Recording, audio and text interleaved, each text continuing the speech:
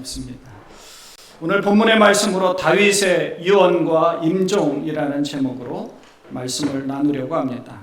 이 세상에 태어난 어떤 사람이든지 가는 길이 하나 있다면 그것은 하나님 앞에 가는 길입니다. 그 길을 피할 수도 없고 안 갈 수도 없습니다. 그래서 웰빙보다 더 중요한 것은 웰다잉, 어떻게 잘 죽느냐, 하나님 앞에 어떻게 가서 그 길을 피할 수가 없으니까 하나님 앞에 어떤 심판을 받을 수 있는지, 어떤 상급을 받을 수 있는지, 어떤 칭찬을 받을 수 있는지 그 길을 가는 것입니다. 다윗은 오늘 본문에서도 이 세상 모든 사람이 가는 길로 자기는 간다 하고 그것을 인정하고 있죠. 1993년 제가 처음 전도사로 이제 담임 목회로 이제 부임을 했습니다. 아직 전도사니까 담임 전도사로 금산, 충남 금산에 부임을 했죠. 처음 부임했는데 그 다음 날 우리 바로 옆에 사시던 노 권사님이 전도사님 빨리 우리 어느 집에 신방을 가야 됩니다. 그래서 같이 갔어요. 왜요? 가면서 왜요? 그랬더니 거기 사시는 집사님이 지금 돌아가시게 됐으니까 임종 예배를 해달라고 오랫동안 아주 몇 년 동안 누워 계셔서 그 아들이 이렇게 좀 돌보고 있어서 아들이 장가도 못 가고 어머니 돌보느라고 그렇게 있다 그러는 거예요. 그래서 권사님 말씀하시기를 가면서 전사님 가서 빨리 잘 죽게 해달라고 기도하라고. 그 얘기를 들으니까 더 부담이 되는 거예요. 가서 어떻게 기도해야 되나 처음 부담도 됐었는데 빨리 잘 죽게 해달라고 기도하라고 하는데 주님, 이 집사님을 빨리 잘 죽게 해주십시오. 빨리 데려가 주십시오. 이렇게 기도할 수 없잖아요. 그래서 이제 가서 하나님의 뜻이 있으면 빨리 잘 일으켜달라고, 하나님 낫게 해달라고 그렇게 기도해야 되잖아요. 그렇게 기도를 하고 이제 돌아왔습니다. 임종 예배인데 사실은 그렇게 기도하면 안 되지만 이게 아직 돌아가실지 어떨지도 모르는데 그 아들은 아마 이제 돌아가실 것 같다고 해서 임종 예배를 해달라, 임종 전 예배로. 그래서 이제 기도하고 돌아오는데 노 권사님한테 혼났습니다. 그렇게 기도하면 어떻게 하냐고, 빨리 잘 죽게 해달라고 기도를 해야 되는데. 그래서 혼난 기억이 있습니다. 근데 정말 안 죽고 한 반년은 더 사셨어요. 그래서 전도사님 그렇게 기도해가지고 안 죽고 그렇게 기도하고 그렇게 살려나면 어떻게 나냐고 그러셨어요. 한 반년 넘게 사시다가 이제 돌아가셨습니다. 이제 그 아들이 저보다 2살이 적었는데 그래도 잘 돌보아 주셔서 결혼을 하게 됐는데 2살 적은 주례를 제가 했지 뭡니까. 그래서 이제 이제 부인되는 아내로 이제 맞이하는 그 분은 교회가 이제 컸어요. 저보다도 나이도 많고 이제 목사님이셔서 그분이 결혼 주례를 하도록 해야 되지 않겠습니까? 그랬더니 아니라고, 목사님이 주례를 해야 된다고. 그래서 이제 제가 2살 적은 첫 결혼 주례를 그렇게 하게 됐었습니다. 세상 모든 사람이 가는 길은 다윗도 피할 수가 없었습니다. 지난 10월 마지막 주일부터 이제 시작된 이 다윗 시리즈를 오늘로 이제 마감하려고 합니다. 중간중간 이제 다른 본문을 말씀을 드린 적도 있었는데 저는 이 다윗에 대해서 말씀드리면서 너무 신나고 너무 좋았습니다. 말씀 준비하는 것도 너무 좋고요. 신나잖아요. 하나님의 시각으로 하나님의 통치를 이루어가는 이 다윗의 모습을 보면 정말 우리가 본받아야 되는데 그게 안 되는 거예요. 물론 한 번의 실수가 있었습니다. 다윗도 이렇게 실수하는데 바세바를 범한 이런 실수가 있었다라고 하지만 다윗은 그것 외에는 정말 완벽하게 하나님 앞에 하나님 중심으로 살아갔다는 겁니다.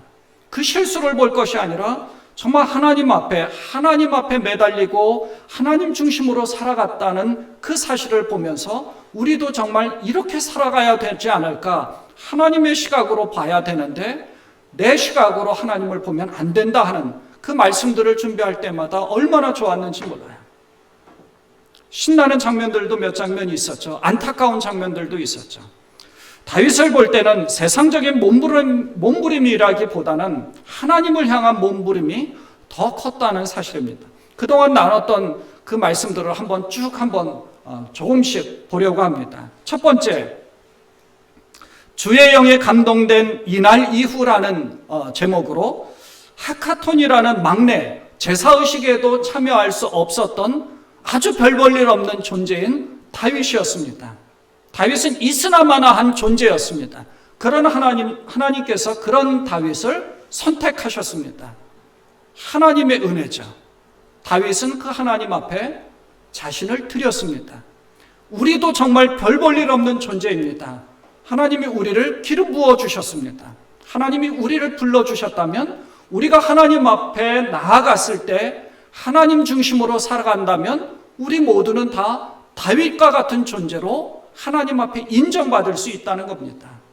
이게 하나님의 은혜입니다. 중요한 것은 하나님의 은혜를 부여잡는 것이 중요한 것이죠. 하카톤입니다. 머나먼 이 미국 땅까지 우리를 불러주셨습니다. 또 이 시온성 공동체에 불러주셨어요. 하나님의 뜻이 아니고는 이렇게 모일 수 없었던 겁니다. 근데 하나님이 왜 부르셨을까? 끊임없이 하나님의 목적이 있고 하나님의 계획하심이 있다는 것입니다. 하나님 중심으로 살아갈 때 하나님이 얼마나 이 다윗을 통하여서 축복을 받으셨고 또 평강 가운데 이 다윗에게 베풀어 주신 그 은혜가 얼마나 컸는가, 우리가 그것을 볼 수가 있는 거죠. 두 번째, 사울과 다윗의 다른 관점의 삶을 말씀을 나눴습니다. 이스라엘의 첫 번째 왕이었던 사울과 다윗이 분명히 다른 점이 있었다면, 하나님께서 사울도 선택하셨고 다윗도 선택하셨습니다. 근데 왜 다윗은 성공했고 사울은 실패했을까요? 하나님 중심으로 살았느냐 아니냐의 차이입니다. 사울은 자기의 관점에서 하나님을 바라봤고 다윗은 하나님의 관점에서 자기를 바라본 겁니다. 그래서 사울은 선택을 받았지만 자기 중심으로 하나님을 이용했습니다.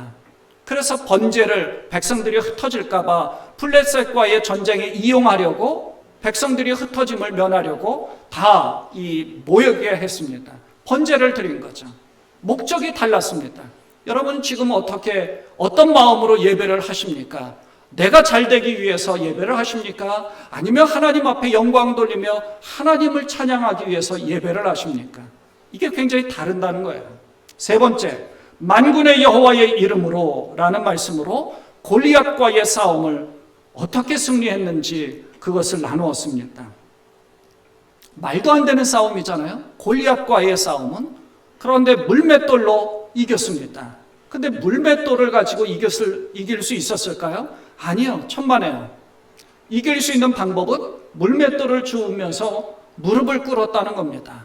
하나님 도와주십시오. 하나님, 내가 평소에 사자와 곰과 싸울 때에 하나님이 나를 도와주셨듯이 이번에도 하나님 할례받지 않은 저 골리앗을 하나님 처단하겠습니다. 하나님을 무시하고 하나님을 조롱하는 저 골리앗을 처단시키겠습니다. 무릎을 꿇고 정말 이 물맷돌을, 조그마한 조약돌을 고른 거잖아요. 물맷돌이 중요한 것이 아니라 하나님 앞에 기도하는 것이 중요하다는 그 말씀을 드렸습니다. 네 번째, 여호와께서 영원히 나와 너 사이에, 이 사랑과 우정의 요나단과의 관계에 대한 말씀을 나누었습니다. 사울에게서 큰 상처를 받았지만 그 아들 요나단을 통해서 다윗은 힘을 얻었습니다. 우리 교회가 이 요나단과 같은 역할을 해야 된다는 것을 말씀드렸습니다. 우리 모두가 다 요나단과 같이 누군가에게 힘을 주고 용기를 주고 누군가를 보살피면서 중보기도해야 될 책임이 우리에게도 있다는 것입니다. 다섯 번째, 성소를 찾아간 다윗이었습니다. 사울을 피해 도망갔던 다윗이 하나님을 바라보며 성소를 제일 먼저, 도망하면서 제일 먼저 찾아간 곳이 성소였습니다. 배가 고팠습니다.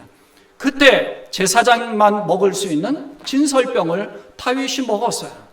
다윗에게 주었습니다.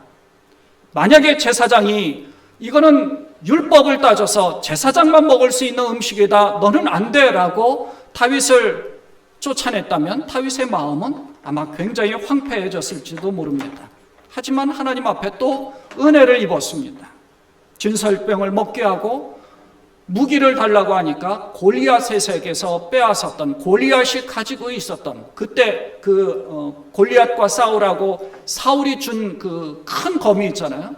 근데 그 검을 전시하면서 골리앗과의 싸움에서 이 검을 통하여서 승리할 수 있었다, 이걸 전시하려고 거기에 피치해 둔 겁니다.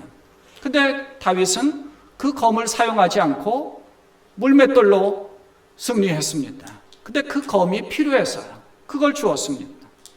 여섯 번째, 광야와 같은 삶을 살면서라는 말씀으로 아둘람 동굴로 갔을 때 그때 당시에 인근에 있던 400명의 환난당한 자, 빚진 자, 마음이 원통한 자, 사울에게서 아마 많은 그 상처를 받은 사람들이었을 겁니다. 그 사람들이 다윗에게로 몰려들었어요. 다윗은 그들을 거부하지 않고 그 모든 사람들을 다 받아주었습니다. 그곳에서 치유와 회복이 일어난 겁니다. 시글랏 공동체가 되자고 한 것입니다. 교회 공동체가 이런 모습이 되어야 된다, 이 말씀을 또 그렇게 드렸습니다. 일곱 번째, 유다 지파의 왕이 된 다윗. 헤브론을 기점으로 점점 더 강해지는 다윗이지만 사울은 점점 더 축소되어져 갔습니다. 왜요? 하나님을 의지하고 하나님과 함께하는 자와 그렇지 않은 자는 아주 분명하게 차이가 난다는 것을 우리가 알 수가 있었죠. 여덟 번째, 하나님의 법궤를 통한 영적 교훈이라는 말씀으로 아주 건방진 우사가 법궤를 자기 마음대로 건드렸다가 그 자리에서 죽은 사건은 우리에게도 아주 큰 영적인 경각심을 주었습니다. 예배 좋습니다. 근데 평상시에 그냥 익숙한 대로 내 마음대로 그냥 예배했다가 하나님 앞에 책망을 받을 수 있다는 사실을 우리가 또 한번 돌아보게 되었죠. 익숙한 겁니다. 그냥 내가 평상시에 하던 기도니까 그냥 이렇게 하면 되지. 평상시에 하던 설교니까, 평상시에 하던 예배니까, 평상시에 그냥 이렇게 찬양했으니까 그냥 평상시에 와서 하듯이 익숙한 대로 했다가 잘못되면 하나님 앞에 큰 책망을 받을 수 있다는 것이죠. 우사의 사건이 우리들 모두에게, 직분자인 우리들 모두에게, 어쩌면 하나님 앞에 부름을 받은 우리 모두에게 이런 경각심을 줬는지도 모릅니다. 아홉 번째, 하나님의 주권에 순종하는 다윗이라는 제목으로 왕궁에 거하면서 성전 건축을 해야 되겠다. 다윗이 하나님을 위하여서 뭔가를 하려고 했어요. 하나님 앞에 책망을 받습니다. 왜요? 내가 너를 이렇게 해줬는데 무슨 네가 나를 위해서 뭘 한다고 하느냐. 아주 건방지고 교만한 마음들이었죠. 다윗의 마음이 이제 조금 내가 하나님을 위해서 뭔가를 해줄 수 있다, 이런 생각을 들다가 나단 선지자를 통해서 책망을 들으면서 그게 아니구나, 더 겸손해졌습니다. 우리들에게 성경은 계속해서 우리에게 가르쳐주는 것이 교만한 마음을 먹으면 언제든지 하나님 앞에 꺾임 당할 수 있다는 사실을 계속 가르쳐주죠. 그래서 또 우리를 돌아보고 또 돌아보게 하는 것이 바로 그것입니다. 결국 하나님의 주권을 인정하고 순종하면서 억지로 성전 건축하지 않았습니다. 잘 준비했다가 그 다음인 솔로몬이 건축을 했죠. 열 번째로 주님의 마음으로 사랑을 베푸는 다윗이었습니다. 요나단의 아들 무비보셋에게 은혜를 베풀어 줬는데 무비보셋과 그의 종 시바가 압살롬의 반역 때 다른 선택을 하게 되죠. 이 두 사람 모두를 다 포용했습니다. 모두를 다 품어주는 그런 모습을 보였죠. 따지지 않았습니다. 그리고 삼자 대면을 하지도 않았고 누가 더 옳고 그랬는지, 누가 거짓말을 했는지 밝혀내지 않았습니다. 물론 진리라는 것, 혹은 진실이라는 것, 혹은 뭔가 이 잘못된 것을 들춰내지 않는 것에 문제가 있을 수 있다라고 생각할 수 있습니다. 그렇지만 의도가 무엇이든 간에 가장 중요한 것은 다윗을 향한 마음이 있었다는 겁니다. 그러니까 하나님을 향한 마음이 있고 그 하나님을 향하여서 순수한 마음으로 그런 일들을 했다면, 들춰내서 공동체가 깨지고 하나님을 향한 마음이 깨진다면 이건 별로 좋지 않다는 것이죠. 11번째, 죄를 범하였다고 고백하는 다윗이었습니다. 밧세바를 범하고 우리아를 음모를 꾸며서 살인한 사건입니다. 우리도 범죄할 수 있지만 주 앞에 어떻게 엎드려야 되는지를 깨달았습니다. 12번째, 고난 중에도 놓치면 안 되는 것이 있습니다. 압살롬의 반역 때 다시 광야로 피신하는 그 모습이 있었죠. 그때 따라다니면서 시므이라는 그 사람이 사울의 집 식구니까 계속 돌을 던지고 조롱하고 그리고 손가락질합니다. 그 사람을 처벌하려고 하는데 죽이지 마라. 그 사람을 통해서 하나님이 내게 말씀하는지 어떻게 아느냐. 다윗은 그때 또 더 겸손하게 고난 중에서도 하나님을 향한 마음을 놓치지 않았습니다. 그리고 지난 시간에 다윗이 신앙 고백하며 다윗의 승전가 메시아 예언시라고 하는 시편 18편의 말씀을 인용한 말씀을 보았습니다. 다윗과 함께했던 그 하나님이 어떤 하나님이었는지 은유적인 표현을 하면서 여호와는 나의 반석이요 나의 요새가 되시고 내가 피할 피난처가 되시는 그런 하나님이시다. 그걸 말씀을 드렸습니다. 기억이 나십니까? 다 기억이 안 나시죠? 제가 아마 똑같은 설교를 내년에 가가지고 해도 아마 그때 그러면서 또 은혜를 받으실지 모르겠어요. 잘 기억하십시오. 다윗이 이런 사람이었습니다. 제일 중요한 것은 하나님을 향한 마음이 변치 않았다는 것입니다. 무슨 일이 있어도 하나님의 시각을 가지려고 했다는 겁니다. 하나님께서는 이 다윗을 하나님 마음에 합한 왕, 하나님 마음에 맞는 왕, 내 마음이 흡족하다 인정을 했던 겁니다. 자녀를 키우시는 여러분들은 아마도 자녀들이 내 마음에 흡족하게 뭔가를 하면 얼마나 기뻐할지 여러분 다 경험하셨을 겁니다. 오늘 다윗은 최종적으로 죽을 날이 임박했다는 것으로 말씀을 시작합니다. 다윗이 죽을 날이 임박함에 그의 아들 솔로몬에게 명령하여 이르되 내가 이제 세상 모든 사람이 가는 길로 가게 되었노니 너는 힘써 대장부가 되라 라고 솔로몬에게 유언을 하고 있습니다. 엄청난 하나님의 사람 이 다윗이 죽어가고 있어요. 이스라엘의 성군 가장 강력한 제왕이었던 다윗도 죽음을 피할 수가 없었습니다. 세상 모든 사람이 가는 길로 가게 되었다라고 말하고 있습니다. 다윗은요 죽음을 부정하거나 거부하지 않았습니다. 그냥 하나님께서 맡겨주신 인생의 모든 것을 최선을 다해서 이행하고 또 이루어 놓고 하나님의 품으로 가는 길로 가는 것입니다. 솔로몬에게 유언을 하는데 이렇게 얘기하잖아요. 내가 세상 모든 사람들이 가는 길로 가게 되었다라고 말하는 겁니다. 열왕기상 1장에서 이제 그런 사건이 있고 2장에 접어들면서 초반이잖아요. 열왕기상은 여러 왕들의 남유다와 북이스라엘 모든 나라의 이 두 나라의 모든 왕들에 대한 이야기를 쫙 펼쳐나가는데 이 시작하는 단계에서 어쩌면은 사무엘서 마무리하면서 다윗이 죽은 것으로 마무리하고 열왕기서를 이제 새로 산뜻한 마음으로 시작하면 정말 좋았겠는데 그러지 않았어요. 다윗의 죽음으로 시작이 된다는 것은 어쩌면 모든 왕들에게도 이 교훈을 주는지도 모르고 우리들에게도 영적인 경각심을 주는지도 모릅니다. 내가 세상 모든 사람들이 가는 길로 가게 되었다. 이 말에는 내가 가는 길로 너도 가게 될 것이다. 우리 모두에게도 그렇게 말씀하는 거죠. 이 불변의 진리입니다. 여러분 모두는 다 죽습니다. 예언이잖아요. 제가 예언자입니다. 여러분 모두는 다 죽습니다. 그런 말씀들 많이 하시잖아요. 아프지 않는 사람 없고요. 죽지 않는 사람 없습니다. 스트레스 없는 사람 없고요. 여러 가지 불안과 근심과 두려움 없는 사람 없습니다. 세상 가운데서는 이 모든 것들은 아담과 하와가 범죄한 이후로 세상 가운데 사단이 가지고 온 것입니다. 제가 처음에 이제 상담 공부를 시작할 때 그 교수님께서 앞으로 살면서 늘 함께 다니는 친구가 있는데 그 친구를 늘 함께 동반하며 살라라고 이제 말씀을 하셨어요. 그 친구가 바로 죽음이라는 친구라는 거예요. 지금 호흡하고 있지만 한순간에 이 호흡이 멈춰질 수도 있다.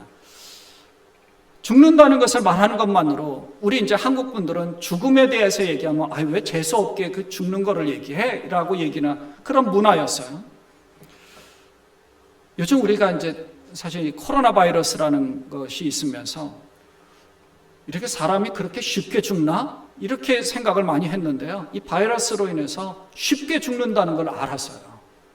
그냥 바이러스에 걸리고 몸이 안 좋다라고 쓰러지면 금방 죽더라고요. 병원에 가야 되는데 준비하다가 금방 죽더라고요.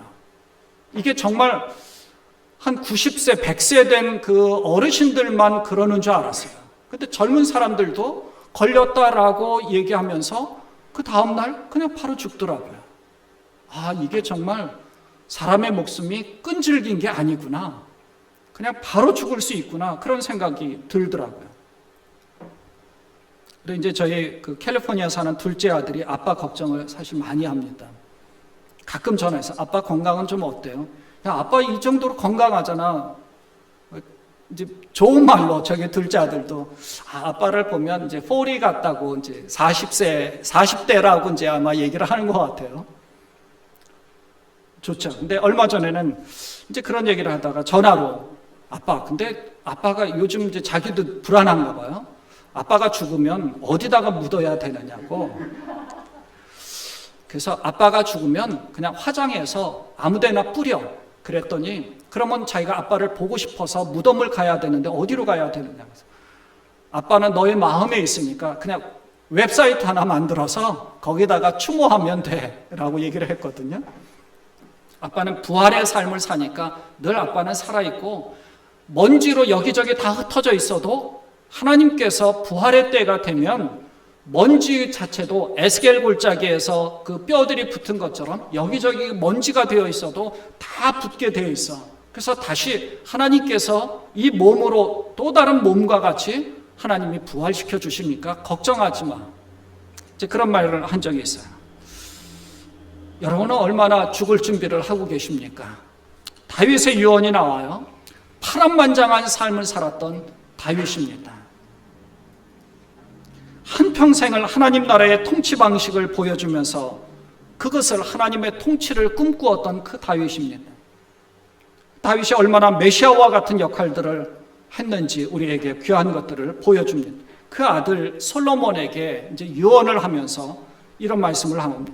두 가지는 이제 당부하는 거예요. 첫째는 하나님을 잘 믿고 하나님을 잘 섬겨라 하는 것이고, 두 번째는 몇 사람에 대한 당부입니다. 인간적으로 그들을 좀 조심해라 라는 얘기를 하는 거죠. 첫째는 가장 중요한 유언이 하나님 여호와의 명령을 잘 지키라는 것입니다.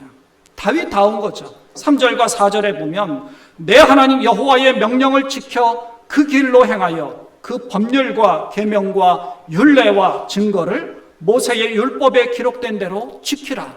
그리하면 내가 무엇을 하든지 어디로 가든지 형통할지라. 다윗이 자기가 경험했어요. 그러니까 그것을 유언할 수 있는 거죠. 자신 있게. 하나님을 잘 믿으면 너도 이렇게 형통에 큰 은혜를 주실 것이다.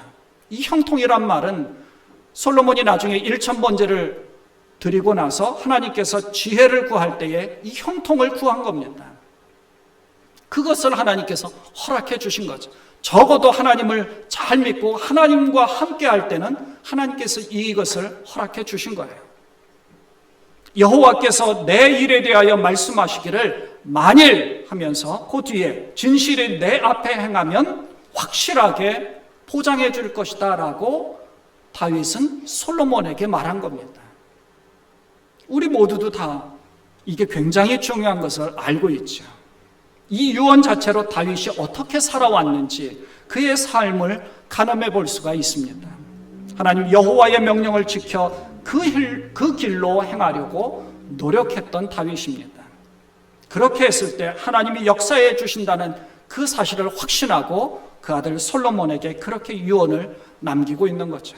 그리고 두 번째로는 5절과 6절에 보면 다윗 왕국의 아주 중요한 군대 장관이었던 요압을 죽이라고 합니다.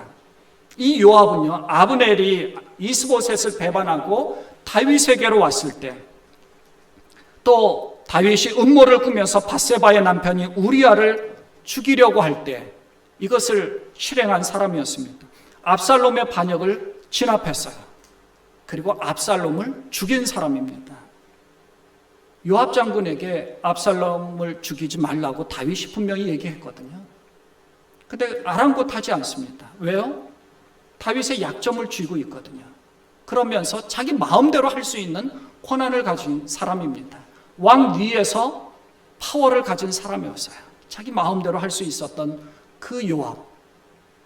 다윗은 그 요압이 솔로몬에게는 굉장히 부담이 될 거라고 생각을 했던 거죠.